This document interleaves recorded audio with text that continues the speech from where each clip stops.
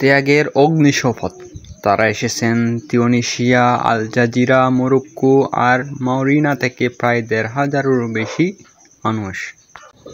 পেশায় কেউ চিকিৎসক, কেউ সাংবাদিক, কেউ শিক্ষক, কিন্তু আজ তাদের একটি দাবি, একটি পরিচয়: মানবতার যোদ্ধা। ইসরায়েলি অবরোধ বিপর্যস্ত গাজায় মানবিক সহায়তা পৌঁছাতে সড়ক পথে যাত্রা শুরু করে প্রায় ১৫০০-এরও বেশি। এই কাফেলাটি তিউনিসিয়া থেকে যাত্রা শুরু করে ত্রিপোলিয়া পৌঁছানোর পর কাফেলাটি স্বাগত জানায় সেখানকার হাজার হাজার সাধারণ বাসিন্দা। নিরাপত্তার দায়িত্ব নেন লিবিয়ার পুলিশ বাহিনী। তারা শুধু গাজাবাসীকে নয়, সারা পৃথিবীকে কাঁদাচ্ছে। ধারণা করা হচ্ছে লিবিয়া থেকে আরও মানুষ যোগ দিবেন এই কাফেলায়। এই কাফেলার নাম অবচলিত।